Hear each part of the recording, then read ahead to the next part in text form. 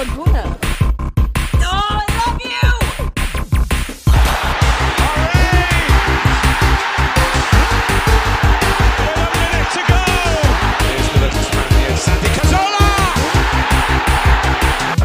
Kayo Saka! It's Rice again!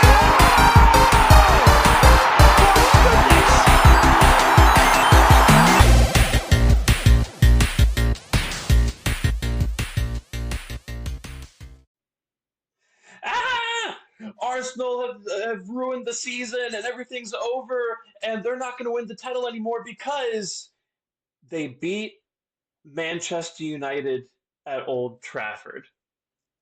You can put the volume back up, Drew.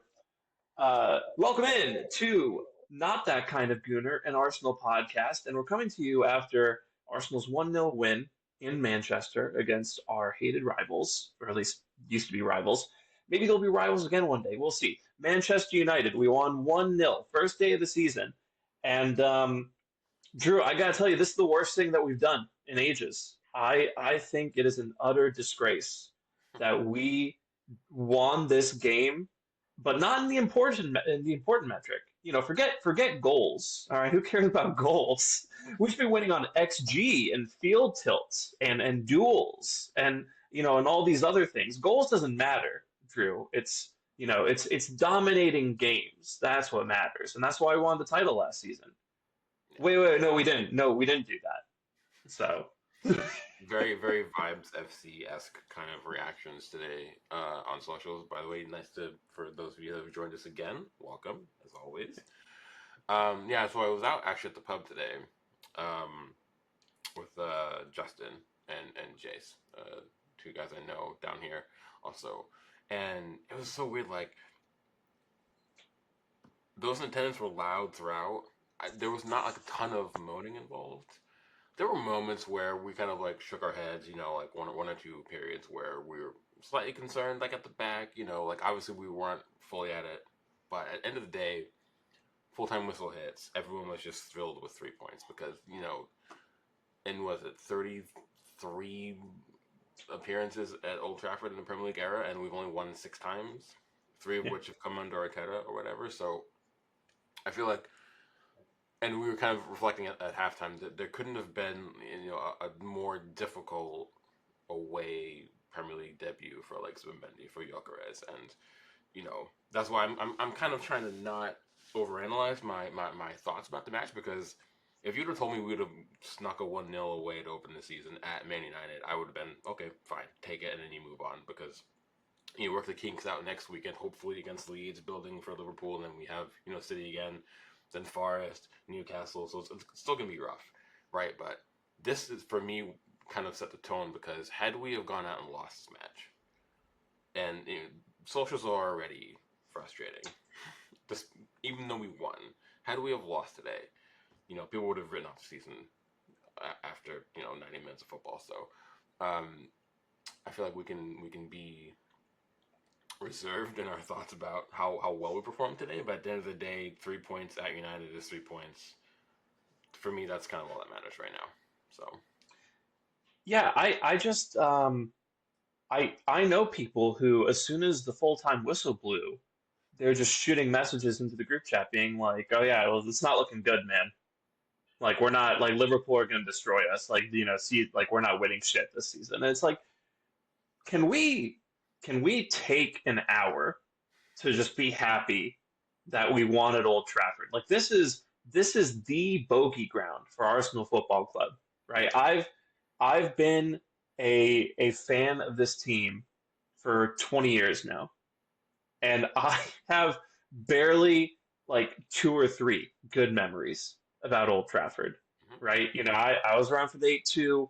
I was around for the countless defeats there. I was around for Wayne Rooney and all those guys dunking on us time after time. I was around for Cristiano Ronaldo putting in 40-yard free kick against us. Like, we don't win there, and so yeah, like it wasn't a good game. Like, it wasn't a good showing from us. And I don't think anyone is sitting here and saying like this is exactly how I want Arsenal to play all season. No one's saying that. But like, some games are just about getting the result over the line. And, we spent so a lot of these same people spent all of last season complaining about how, we are winning the field tilt world championships and how, we are winning on XG, but that doesn't mean anything. And now suddenly we're winning games, but we're conceding a few shots and we didn't dominate possession and we didn't generate as much XG, and suddenly that's a problem again. I don't know, man. I just think I think some people just are never going to be satisfied, unless we're winning every game 8-0, and that's just not how football works. So I was really impressed with how the guys like got the game over the line and kind of dug in and really just rode out the storm. Um, but yeah, so you know, if you're one of those people who doesn't like how we played, then good news. No one's really a big fan of it, but just enjoy it. Like this is a very important result for us, and I'm telling you now, I think a good number of teams are going to go to Old Trafford this season, and they're going to drop points, and Yeah, we didn't do that. you can see that, and everyone kind of talked about it, like, going into the year, no one expects United to be as bad as they were last season. Nobody. And I think a lot of people, and even at my job, because we do like a Premier League preview, like, like predictions and all that kind of stuff, and the bulk of us said that we wouldn't be shocked if United finished like 6th or 7th. Like, they will be much better. I do think they bought well. Some of their players have improved. Dorgu, I thought, was very good today as a prime example. He's now finally settled in at the club. I thought he gave us a hard time of it multiple times today. Shesko hasn't settled yet. Who knows if he will? I thought Mbeumo looked good, obviously. He was a threat in multiple instances. Mason Mount, for some reason, remembered he could play football. I thought he was actually halfway decent.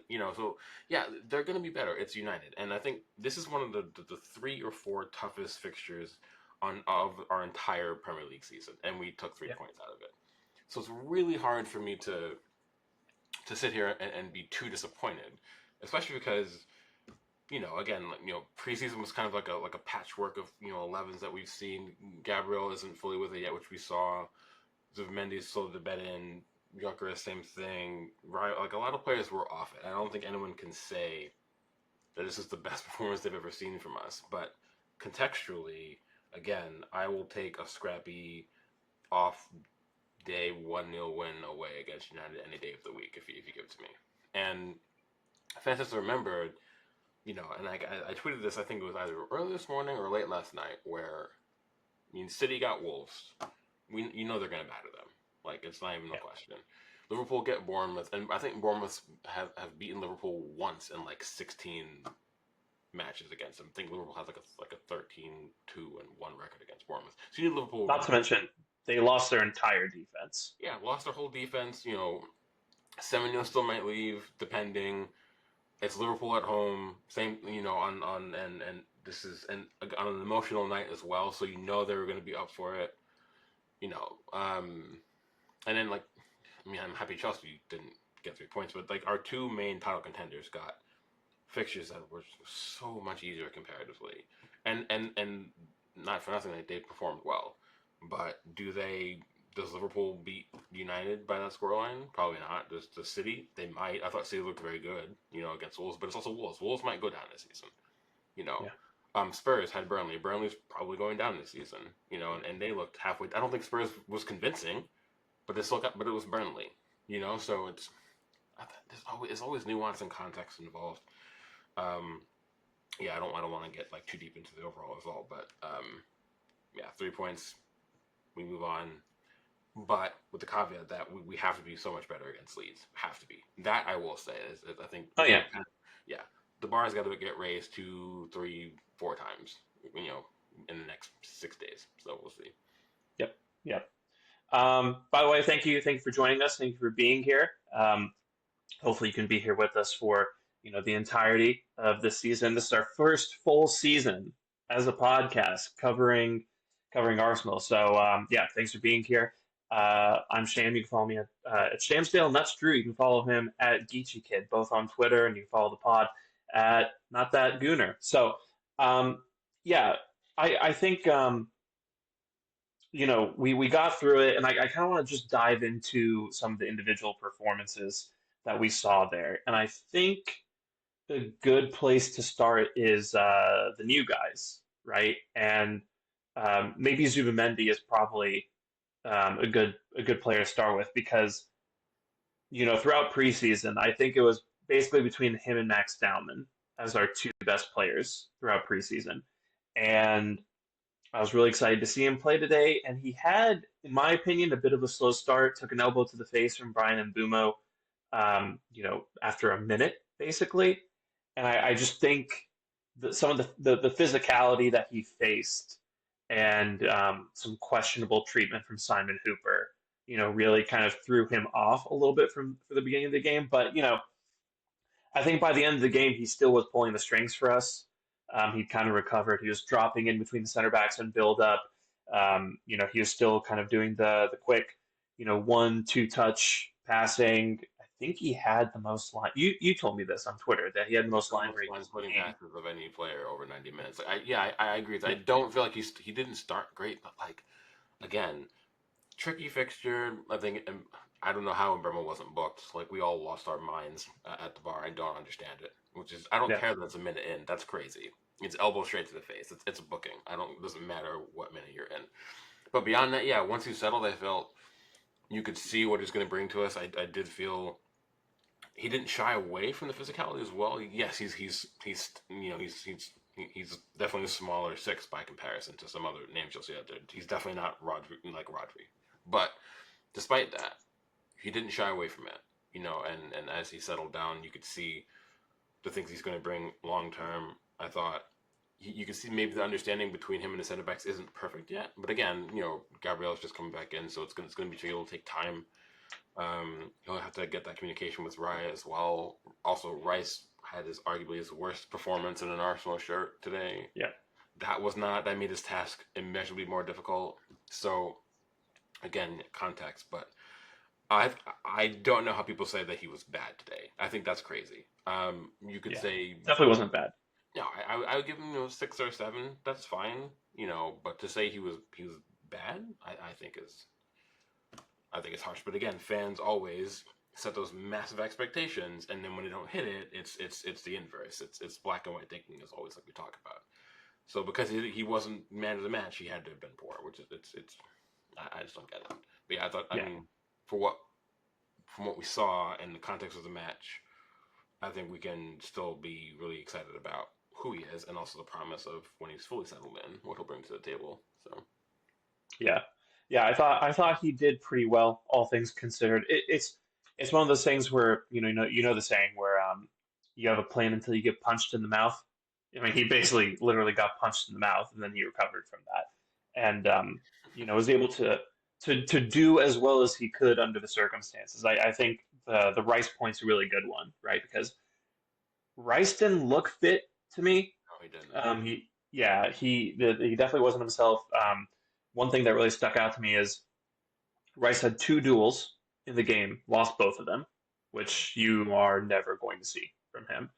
Um, yeah, so he wasn't particularly at the races today. Um, and again, United. I just think the game state isn't one that Zubimendi particularly prefers, right? Where you're just, sitting through wave after wave after wave of attack from the opposition. You kind of have to deal with that. I did like a lot of his defensive interventions, especially late on. I feel like there was one moment where he was defending out wide on the right flank, and he nipped in really nicely. I forget who took the ball off of, but he nipped in really nicely, and just kind of played the ball out to kind of get us back on the counter. And I thought, generally held his own when United were putting pressure on. So yeah, I thought he was pretty good. And then Gyökeres, I think, had an interesting game. That's another one of those where people are kind of putting that into a dichotomy and saying, either he was good or he was shit. I think he did about what you could do in this kind of game without scoring a goal, and kind of in his defense in that regard, didn't get much service, right? We kind of Not in we Saka. And that's the thing. yeah, So yeah, yeah, and we were talking about that too. I think at the half, Raya had more touches than Rice and Saka. So Yeah, I think that's a very telling. Like for whatever reason, it just seems like we're forcing play down the left channel too much. I don't know why. I don't know if that was instruction, if we were trying to target Dallo maybe, or it was just how the ebb and flow of the match went on. But yeah, I felt like the thing I like about Gyökeres was you saw how hard he works.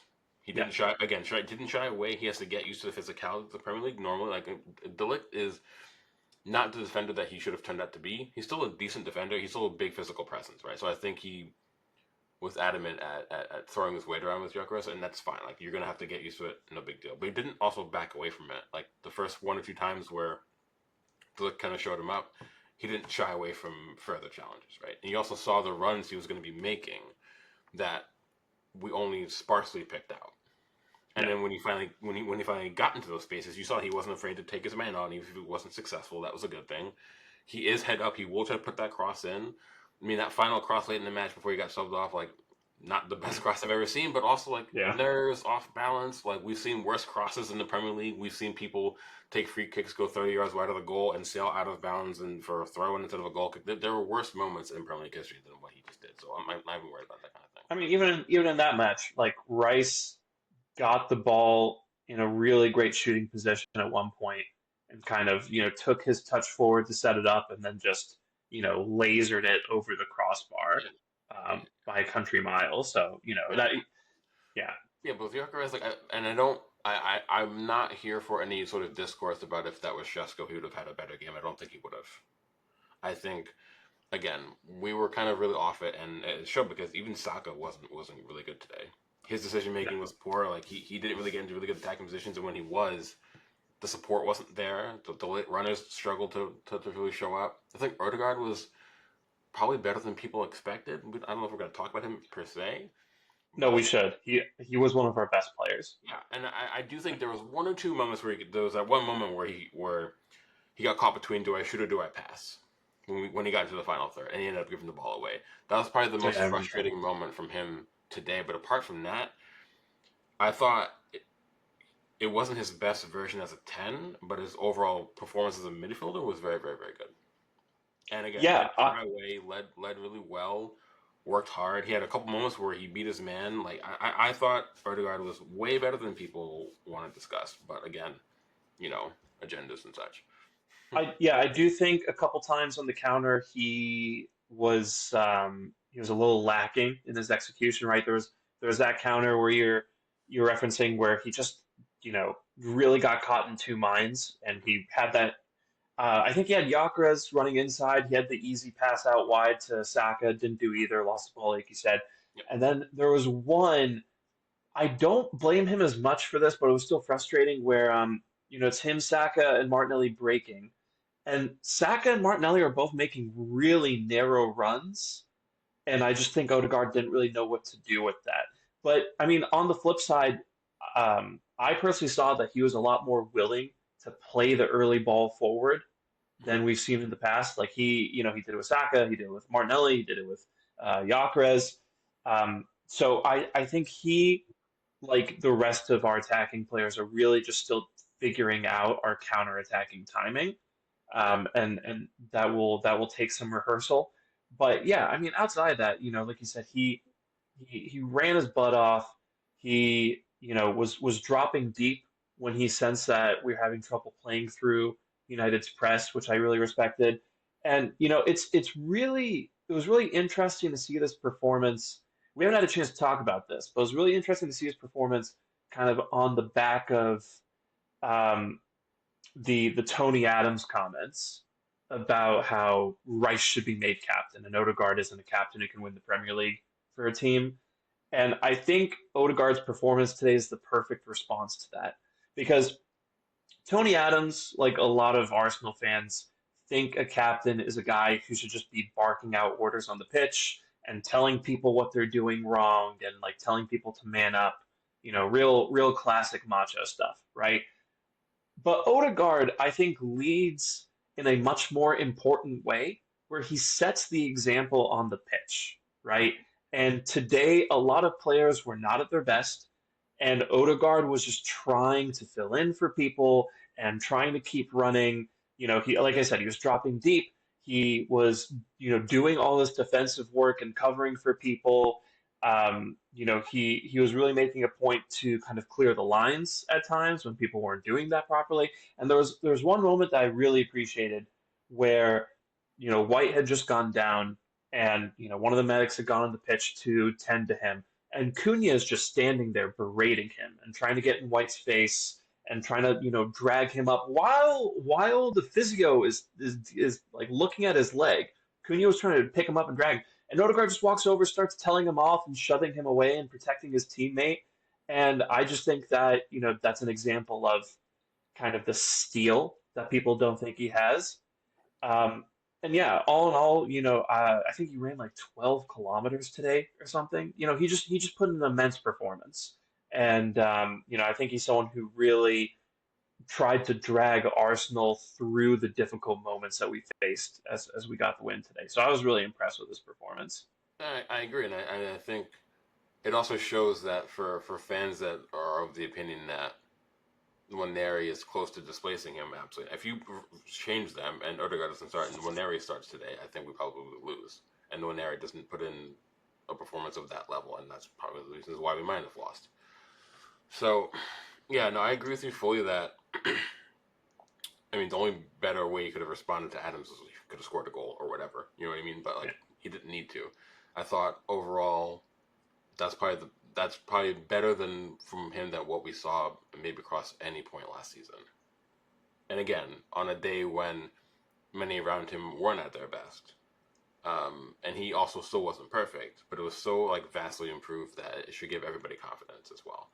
Where again, say like next weekend, maybe you see him getting a goal, maybe you see him getting assists, like or again leading by example again, building up to that Liverpool game. So yeah, I mean, there's not much more to say about it. I'm happy for him as well. I think he needed that for himself because if he also did not perform well, then who knows what what people might run with. So yeah, I think he needed that for him and for us as a collective. So yeah, I'm quite pleased. Not to mention that in the middle of all this, he went and did this silly halftime interview, right, where the guy's just exhausted, wiping hair out of his face, and he's answering these stupid platitude questions. Yeah. It's like I'm not at all trying to say that these two jobs are similar in any way in terms of their importance, but it's like if a heart surgeon halfway through a bypass came out and someone was asking him questions about it. He's like, oh well, yeah, I think we're doing really well. I think the team works there. We just need to handle the heart a little bit better and make the right decisions. And I think we'll be like, why are you asking? This is one of the hardest games of the season. You're just like making this guy do like additional work. It's weird to me, but yeah, I thought he was great. And a note on Waneri because I saw a lot of people saying that Waneri should have been subbed on, and this is kind of an example of how Arteta's not going to play him again this season. I don't think this was the game state for Waneri because kind of the thing that he's had to work on, as long as we've seen him so far, is his is what he does off the ball, right? And I just think this was a game that really stressed the importance of off the ball work and defensive contributions, and that's just not Waneri's game at this time. So that's why he didn't play. Um, one other guy who I think kind of made a case. Actually, there might be two, but the guy I want to talk about is Calafiori because I think Calafiori. I think it's between him and Odegaard and Raya in terms of our player of the match. And I just, yeah, I think he's such a special player, and I really try not to get ahead of myself with him. But yeah, I just think, he had the winning goal today, obviously, but I think more importantly than that, he just gives us this additional bit of quality on the ball. And, really is just, he's popping up in midfield and he's popping up on the left flank and he's in central position. So, I mean, what did you make of Calafiori's contributions today? And I, are we looking at kind of the template for how Arsenal become a better attacking side in 25-26? I think it depends. I think you'll see moments where it'll be him and White, and then other moments will be Lewis Skelly and Timber on the other flank, depending on who we're playing or rotation or whatever. But I do feel like maybe some fans forget how good he was just because of the injury layoff and trying to find fitness and form. The emergence of Bluesky last season as well. Like I think all those things kind of come into play when it comes like fans might have short memory, and I think unfortunately it's kind of part and parcel with I guess a lot of fandom these days. But I think what we saw from him today is why we bought him in the first place and why he's in Italy set up as well. I think on his day he's exceptionally good. You know, he's got the frame you want for someone who can stand up to the physical aspects of the Premier League, but also like he's deceptively good technically. I thought he offered a lot of threat in the final third as well. But again, you saw almost something like this in the past, like last season against City with that goal. So you know he is a threat in the final third. Like we know this to be true. It's just a matter of keeping him fit and healthy for the duration of the whole season. And I do think that is definitely something we missed last year to a degree. You know, again, Lewis Scully was so good coming through, but there were moments when you probably would have played Calafiore over him, especially when Lewis Scully had one or two games where maybe he was questionable. You want someone slightly more seasoned, maybe mix and match depending on who you're playing. So it offers up so many solutions for us this season when it comes to who we should be starting and why. What that means for like the left side attack, whoever's starting at left wing. Good questions, good problems. Like we always say, like having more options gives you more problems in theory anyway, but good problems to have. So yeah, no, I thought he was very good. I think arguably, I think it's been him and Raya for man of the match really, but I'd have to give it to Raya, like more than likely. But I thought Calafiore was exceptional, and yeah, I want to see more of that from him as well. Just consistently now. So What makes Raya your man of the match? I think there were a few moments when you can tell he was also kind of off of it, playing out of the back for sure. But he always manages to bounce back and come up with like those one or two saves that will always kind of like just keep you in it. That fingertip save on Umbrella was really hard to do. Yeah. And I thought like his resilience at in goal against the United side that can be a real pain. He also has that leadership. He has a way to help settle things down at the back, even when he's not at his best. You could tell that his presence there was just trying to settle down the center backs, like trying to settle down Zubimendi in a way. So I mean, even for just that save, because on some other day that's a goal, right? Just from that save alone. So I do feel like he was also very very very good. Yeah, I mean, not much more to say about him. I just feel like what I do want though is because we have the players for it now. Is what I want to see from him is not forcing playing out of the back if he doesn't have to. Play it long, and if you can play it long over a team that's pressing, you have Martinelli there or Madueke if he's playing. You have Gyökeres there now. If it's Havertz or whoever, don't be afraid to bypass the build-up if you can. Like we don't have to force it. I know most of that's instructional, obviously, because it's just how we play football, and that's okay. But players will still have license to make a decision in the moment rather than forcing us into a turnover in the final third or whatever, in our defensive third rather. So I want to see something a bit better from him when it comes to that. But overall, again, I thought he was very, very good. So Yeah, it's weird. People seem to be a little down on him. And I mean he just showed why he's a two-time Premier League Golden Glove winner. yeah, I mean this guy digs out the moments to keep Arsenal in the match. And I saw commentators saying that Mbumo header was a little slow. Didn't look slow in real time. I thought that was 1-1 yeah, when Mbumo got his head to that. Yeah, so that was an excellent save from Raya, and yeah, I agree in terms of that he had some questionable moments playing out, but yeah, I think kind of generally he and Calafiori really did come up with the moments to that won the match for Arsenal. So yeah, I'm really happy with him. Um, I think a little bit of credit also should go to Mikel Arteta, though, because I mean not necessarily for how we played throughout the match, but because of how he responded to it. We started with White and Calafiori as our starting fullbacks, right? Very attacking. Both players, they have a lot of quality in the final third. They can link up very well with the likes of Saka and Odegaard and Martinelli.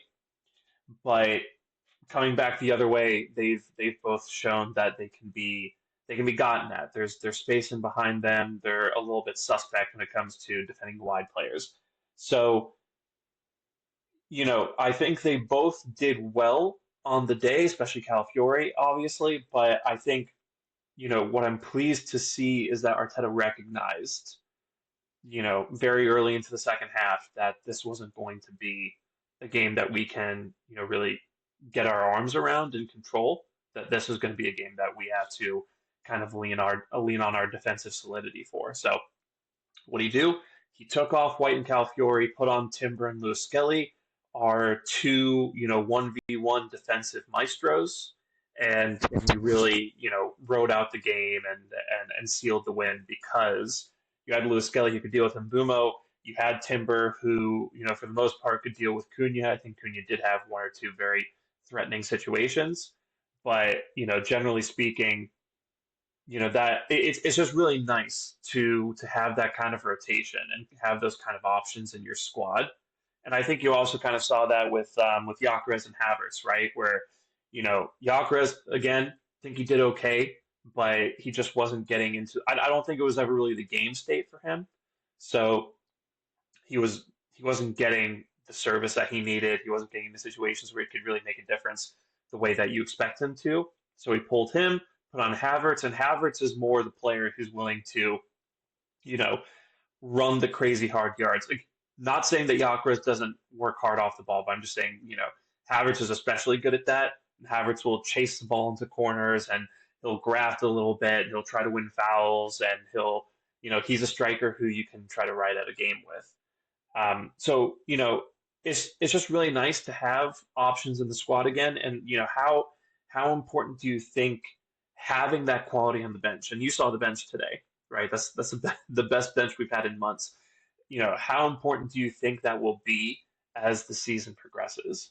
Yeah, it's super important because we were talking again at the bar where there's a scenario where depending on who you're playing, let's just say Odegaard didn't have a good performance, you can maybe switch things up and go, a double pivot and then play Havertz and Gyökeres up top together, because he's used to doing that for Sweden with Isak, right? So, the ability to bring Madueke off for Martinelli. I know Madueke didn't have a great debut, and that's okay. You expect him to also be better, but again, having those options are really important. And again, and when you can bring off Calafiori and White and bring on Maslow, Skelly, and Timber, that's huge. Obviously when Odegaard is back fit, if you got him, he can come in.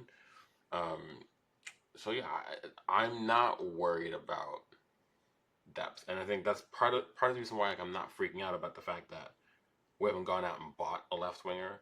Yeah, we still may. There's still 2 weeks left in the window or whatever. But even if we don't, I still think we'll be okay because the quality of depth is improved. And that's kind of all that matters to me. Like, whether it's injury or if someone's not performing well, again, you bring Havertz on for Gyökeres, and you can tell. And you inverse that. If Havertz started today and he ran, De Ligt and Euro ragged for an hour, you bring Gyökeres on, who has just as much pace, fresh legs, offers something a little bit different. You can change the game state with that too. So I do feel like having those options, you really do need that.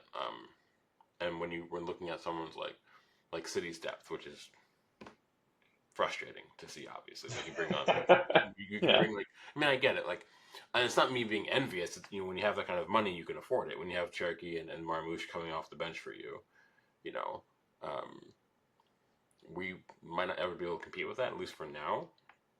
But I do think we're still in a good space enough to where we can confidently say we can navigate a season, provided we don't get hit with the same injuries we did last season. We can navigate it using the depth that we do have, still understanding we still might even add one more piece further down the line, and be confident that it'll be more than enough to get us over that line this season finally for once. So, Yeah, yeah, no, it's really important, and I do love that point about kind of Havertz and Gyökeres kind of being able to be used in tandem, and one kind of runs down the defense's stamina a little bit, and the other comes on capitalizes. I do think we'll see that quite a bit this season.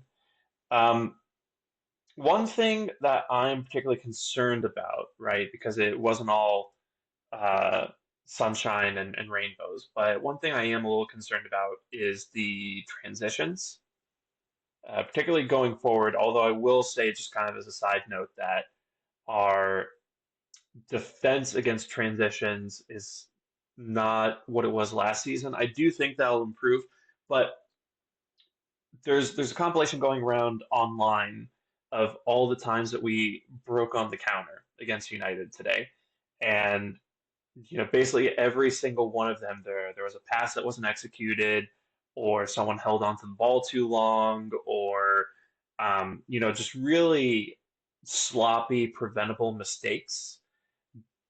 Do you think that's going to get better, or are you kind of worried that this is just what we're looking at for the No, season? it'll get better. I genuinely have no worries about the adaptations we need to make based off of the signings we did make in the summer and still may make before the window closes. And also just general shakiness. Like, yeah, like no, it's very rare that teams come out, you know, and perform to like an A or an A plus on match day one, especially when you're playing against your biggest rival in an historic hoodoo ground where you usually get slapped around a bit. So again, Yeah, I'm not. I've been really good about trying to avoid like being overtly worried because of some things I saw in this match. I just don't think it's like a valid talk point. Not that I'm saying you're making it the talking point invalid, but I think so many fans are trying to push the narrative that there's need to worry that when I don't think there is one. Genuinely, I think we can revisit that. Maybe a month from now, halfway through September, after we've gotten through like those 5 6 matches, and then see where we're at. And if we're having the same discussion after maybe like a one goal win against Leeds, and we lose Liverpool comfortably, and struggle with Newcastle and Forest. Like if we're having those kind of conversations from now between now and then, okay. But I don't think we will. I mean, I have a lot of faith that they'll find the solutions and things will be ticked over far better 6 days time, 7 days time from now. So yeah, I just think it's going to be one of those anomaly performances, genuinely, because if you look at all the data, it's rare that we have, our passing percentage be that low. The amount of turnovers we had, our duel winning was atrocious today. Like how many times can we actually say that over the last 3 seasons? Rarely, right? So just going by simple math, if it's that uncommon, chances are we'll be better, right? So yeah, I'm just like, again, I'm not overthinking it. yeah. I mean, on the match and kind of the game state that ended up playing out. Honestly, I think if you're surprised by that, I question that because this is Old Trafford, first game of the season, and United were really up for it. And let's be clear, United hate us. Those guys love playing us. They love having a chance to embarrass us. That crowd was up for it. 76,000 people, in the theater of dreams. We're looking for, a start to a brand new season after they had, a transfer window filled with attacking signings, right? The vibes were there. And on the flip side, right, you had 6 new signings in the team. You had two guys starting who still were kind of coming to or getting their bearings, especially Yacarez, right? These are still guys who are learning to play with their new teammates. And again, we've done a full preseason, but I think people kind of assume now that that means you're automatically 100% at the very start of the season. That's not the case. They're still working up to full, mid-season fitness. And yeah, I just think there are kind of a lot of things going against this being a dominant match. In terms of the counterattacks, it was annoying, but you do see different dynamics in there. And I think that's kind of indicative of us trying to go a different direction. Yeah, And again, like Odegaard is playing the early ball out. We're going direct to Saka a lot more. We're trying to get the ball to Yacarez. I just think we kind of need to work on that in terms of the timing for it. But it's all there. And Madueke as well. I think the signings of Yacarez and Madueke especially kind of indicate what we're trying to do. And cards on the table, I do think we will sign a new left winger, right? I just there's reports coming out from Polish journalists that Kiwior is on his way out of the club. Mm. Trossard keeps getting linked with a move away. I think we will try to move on some people and kind of open up um, that headroom for us to go get a player. Um, Eze is looking increasingly unlikely, but maybe it'll be a Rodrigo, maybe it'll be a Semenyo, something like that. Although Semenyo, I strongly doubt as well.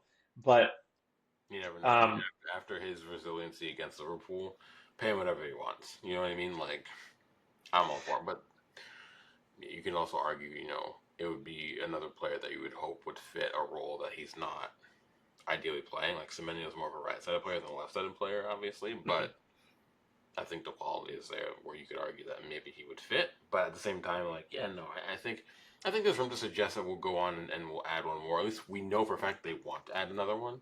We know yeah, that, and we know that it's not a PSR issue. There's plenty of overhead. It's more of it potentially could be financial fair play. I don't know how true of that is or not. But for me, if there was a financial stumbling block, it would be FFP, not PSR. Either way, I think we'll add another. And again, yeah, it's but everyone should have expected it because when you're trying to bet in players who aren't coming from systems or maybe aren't perfectly suited to the way we usually play, there's going to have to be tweaks. They're going to have to adjust, and we're going to have to adjust to them, right? So it's never going to be perfect on match day one, especially yeah, in a fixture like this, right? So again, I think the transitions could be better. I think they will get better, but I would rather us be bad at trying something new than not try anything at all. yeah, Basically, and I think, and the only way to get better at it, you can train all you want on the training ground. Doesn't matter. You have to try to implement those things in real time in a match for actually to really come through. So I'm glad we tried it right out of the gate, and hopefully we kind of stick with those options against Leeds. I think we'll be more ball dominant against Leeds, obviously, but that still shouldn't take away from our ability to maybe in certain moments look for that quick outlook pass, quick on the break. I think that's just still be kind of been like the tactical repertoire, so to speak. So we'll see. yeah. Yeah, it'll click. And there are still some really encouraging moments, right? In particular, I think back to there was Gyökeres getting played in, and he had an opportunity to maybe cut in and shoot. Obviously, he stepped on the ball and fumbled the opportunity. But I think on another day, he does get that shot off, and maybe it's a goal. And then late on, I think in stoppage time, Saka ends up on the left flank, plays that ball in, and Madueke is so unfortunate. I think it was Bruno Fernandes actually who tracked back and was defending there. Madueke is so unfortunate because Fernandes denies him a point blank header to make it 2-0. And then, maybe this match looks a little bit rosier. So, yeah, no, I still feel okay. Obviously, if we struggle against Leeds or we drop points against them next week, then maybe we're having a different conversation ahead of a trip to Anfield. But for now, I'm okay with how things are. I'm willing to just kind of put it down to it being United away, and that's a weird game, and that's about just getting the 3 points. But I think what happened with a lot of people is, kind of like you referred to earlier, they saw Liverpool up against a depleted Bournemouth. They saw City, take Wolves. I'm trying to come up with something clever to say, but you saw City beat Wolves 4-0. You saw Spurs go up against probably the worst team in the Premier League this season, and they all won comfortably, right? So I think people are seeing that, and then they're just kind of doing like a one-to-one thinking, and they see us, you know, um, basically stealing a match in a way we haven't done since Leeds during the 2022, 22-23 season. They're seeing that and they're just thinking, oh, why are we having difficulties when the other teams didn't? So I just think the context has to go into that. Are there any other performances from the game or like any other kind of instances or tactics that you think are worth highlighting here? No, I don't think so. Like, I mean, I kind of mentioned it before we started recording, where I feel like I didn't have a ton to say in terms of. I think we covered the major performance talking points we wanted to, and I just don't think there's a huge tactical discussion to be had apart from what we've already mentioned. It's But I feel like even if we won 4-0 today, I just don't know if there's so much to dissect because it's the first match day, right? Like we just it could be entirely different, like in a week from now. So there's not too much to like pick apart for me. Yeah, 3 points was the only thing I cared about, and we got it. But I think now, again, like I said before earlier, this kind of set the bar as to where we need to be, right? Particularly like we've got to be better against Leeds. Have to be. That's got to be a comfortable win at home, first home match of the season, because Liverpool is going to be a genuinely difficult fixture. So yeah, it's just about raising the levels now incrementally until we get to back into the couple match day 3, 4, 5, which are much more harder than next week. So we'll see how it goes. Yeah, yeah. I will say, you know, I think this is as good a time to go to Anfield as any in 2 weeks because, Liverpool are still working out, their kinks and like how they're going to bet in new players. I don't think Verts was particularly um, convincing. Ekatike, I think, had a so-so game, to be honest. Like, obviously, he tucked his chance away really well, but even that didn't come out because of his own ingenuity. That was a No, lucky it's bounce. So horrendous defending. and Bournemouth also defended poorly. So I Liverpool didn't look absolutely unstoppable to me, and I don't think they're going to look absolutely unstoppable 2 weeks from now. Yeah, So it's really just about making sure that we show up with quality on the day. But I'd rather play them in 2 weeks than play them, 2 months. you know, in 2 months. Yeah. Yeah. Mm-hmm. Um, Agreed. but yeah, I'll take a 2-0 against Leeds as long as it's comfortable. Just get out there and show that you can control a game and kind of put the pieces together. Yeah, Um, how good do you think United are going to be this season, based on kind of what you've seen from them this summer and today?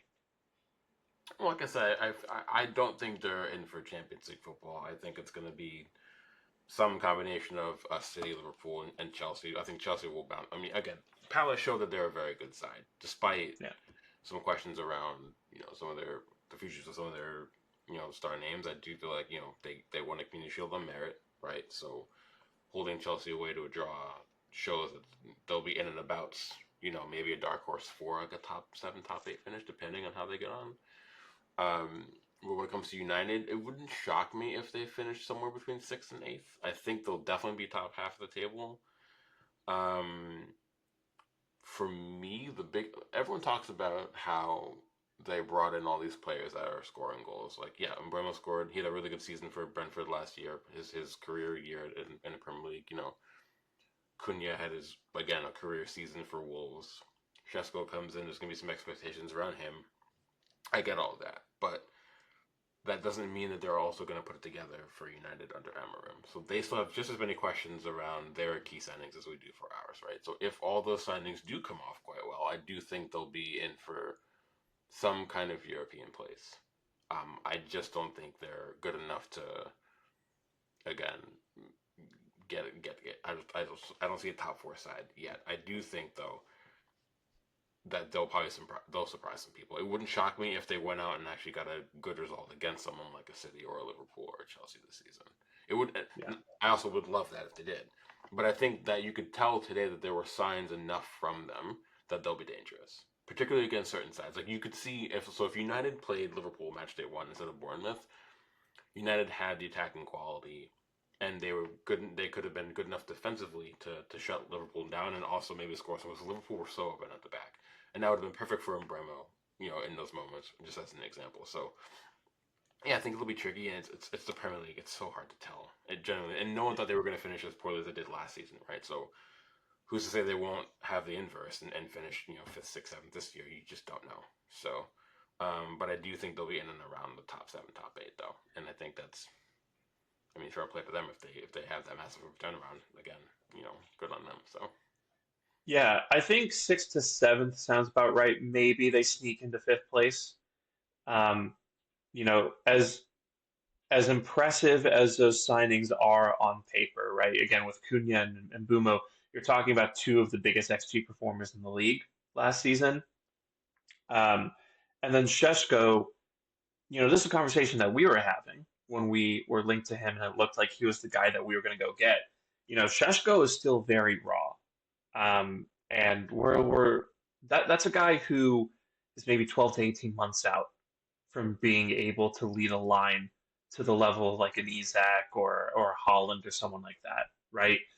And even today, again, he probably hasn't had that much time to train with the team. He's still bedding in, but I didn't see anything in terms of raw ability that made me kind of say to myself, we picked the wrong guy, right? He came on, Gabriel immediately made him anonymous from minute one.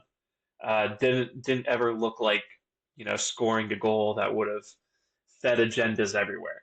So I think again on paper it looks really good, and that is a lot. That is a front line that can click over the course of the season, and they definitely will score goals.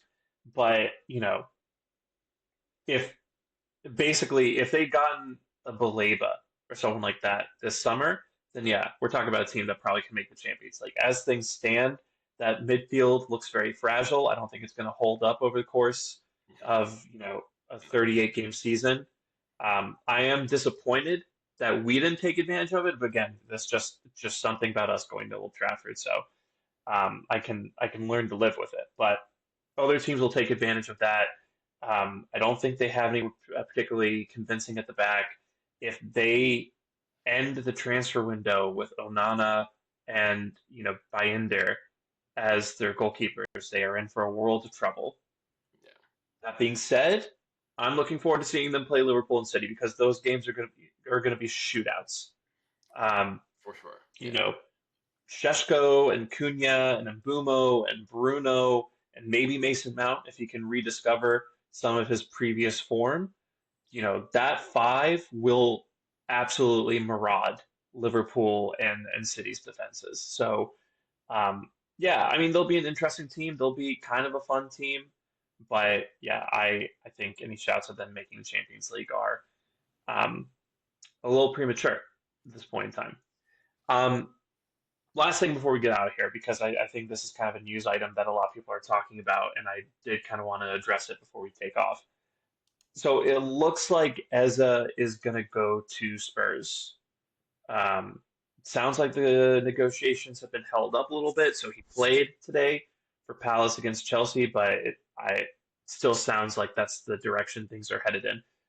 If that comes to pass, are you going to be disappointed with Arsenal for not acting and trying to bring Eza to North London or our side of North London, or do you think maybe there's better fits out there for what we're looking for at left wing? I mean, no, I mean, I admittedly really wanted him this summer for sure, but it seems everything now tied around that was, you know, Nwaneri extending, Dowman's rapid emergence. I feel like those two things in general probably made us pull back a little bit. And it was reported that yes, he can play off the left, but he was being looked at as a signing at 8-10, right? So if the club are putting faith in Nwaneri for extending, if we genuinely feel like Dowman is going to see some time this season, and they have faith that he's ready despite his really tender age, then I can understand why the club would pull out of that.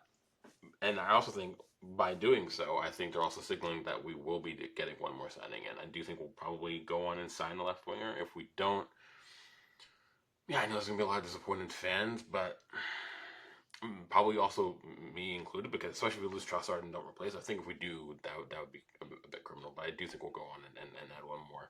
So yeah, you don't want to see him go to Spurs, obviously, because it's Spurs, and it's another player I have to hate that I like, and that's unfortunate. Especially because he's also grew up as an Arsenal supporter, so you just don't want, I feel bad for him. But Yeah. yeah, there's this whole like Twitter online rhetoric of, oh, we let him go to Spurs. Like, we didn't let anybody do anything. Like, we could have him tomorrow if we really wanted to sign him. If we don't want to sign him, we don't want to sign him. And the fans just you just kind of have like a little bit of faith in the management about what they're doing. That's it for me. Like, but I do think I do think he is a very Thomas Frank kind of player. Hmm. Right. Yeah, I mean, you could see some similarities between Glasner and Frank as well. a little bit. So you can see him doing well again around some other better players, maybe that Spurs have that Palace don't. I could see him being a big success from it, especially because Madison picked up another injury, right? So he's going to miss a large portion of this season. So they do need someone in that position as well. Um, so yeah, I mean, I could see him working out quite well for them, but it's not my problem. You know what I mean? Like I'm not concerned with what other clubs are doing in the market. Let them buy whoever they want to buy, as long as Yeah. our plans aren't railroaded. As long as we're making the signings what we need to make, improving us in a way that can have us reload the chamber and go for another push for a title. That's all I care about. So Yeah, look, I like Eza. I would still love to have him at the club. When Miguel Delaney came out and said that negotiations had become difficult for Spurs, I still found myself hoping that was because we'd intervened. But with all that being said, and kind of knowing what a talent as it is, I think you kind of have to think about it from a squad management perspective, right? And as mad as people are about Arsenal not going after Eza, how mad would they be if Waneri left or Waneri didn't extend his contract because he saw Eza coming in the door and said, okay, so there isn't really, I'm not going to get game time for a couple seasons, right? What about Max Dowman, the English Lamine Yamal? That guy hasn't signed a professional contract yet. So if we go and get Eza and Dowman sees that, he's just like, okay, so I might I I was the star of preseason, and you're gonna go sign someone who can play in my position and who's gonna keep me from making the first team for a couple extra years. Maybe I'll go to City. Maybe I'll go to Chelsea. Maybe I'll go to Liverpool. Can you imagine the meltdown that people would have if Dowman left because of that, right? So I just think, and that might not be the case. That might not be the reason why we're not going after Eza, but just like I think those are things you have to take into account. And it just always felt a little weird to me that we would have, Rice and Havertz and Marino and Waneri and Dowman and Odegaard who can all play in those 8 positions, and then we would add Eza to that. You know what I mean? And I know Eza would primarily be coming in as a left winger, but I just don't think he fits profile wise in terms of what we want for a left winger. We want someone with pace. We want someone who, is willing to kind of go to the byline or play on the touchline a little bit. And that's just not really Eze's game, as excellent as he is, right? And it'll suck seeing him in a Spurs shirt. It'll suck seeing him knock in goals from 25 yards out, especially if he does it to us. But, you can't sign all the good players. And that means they have to go to other teams. And often those are teams that you don't like. So, yeah, if we don't sign Eza and he goes to Spurs and we don't pick up a left winger, I'm going to be very, very disappointed about that because I don't currently think we have quality or enough quality there. I think Martinelli's stalled a little bit development wise. I'm not sure if Trossard is what we need in that position. Madueke, I'm very intrigued by, but I don't think he's going to fix it. So I'm not saying that everything's perfect in that position. But if we let Eza go and we go sign, another player who I'm just as happy with, that'll be fine with me. So it really just kind of depends on what we do. And yeah, I think as soon as we see some sales happen, I think we'll be able to kind of get a move on in terms of acquisitions. But yeah, yeah. Should we go ahead and knock this on the head? yeah, I think it's probably about that time. Under an Yeah. hour as well. That's the first. It'll be about an hour once we add on the intro and the outro. Don't ruin it, but fair. But still not bad timing wise. So, first pod of the 25-26 season out of the way. We start with a win, 3 points on the board.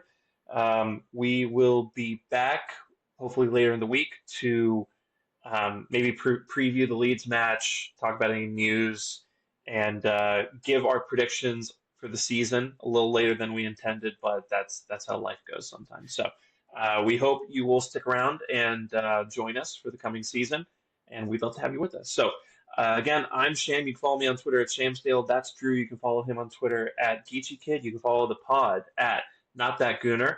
You can follow us on Twitter at notthatgooner.bsky.social, and on Instagram at notthatkindofgooner, on TikTok at notthatkindofgooner, and you can subscribe to our YouTube channel, which is also Not That Kind of Gooner. And if you're listening on Spotify or Apple Podcasts, please do leave us a 5-star review. Hit that follow button. Really does help a lot. Supports the pod, gets it out to new people. So we'd really appreciate it if you can do that. And yeah, thanks for being here with us. So we will be back in a few days' time, and we'll chat about all the things that I said we'd chat about. So until then, get your mind out of the gunner. Take care, and we'll talk to you soon. So bye. United suck. Bye.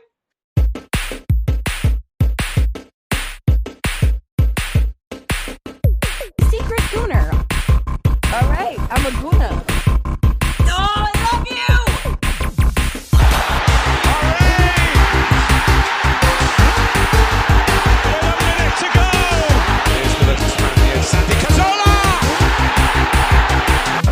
Bukayo Saka!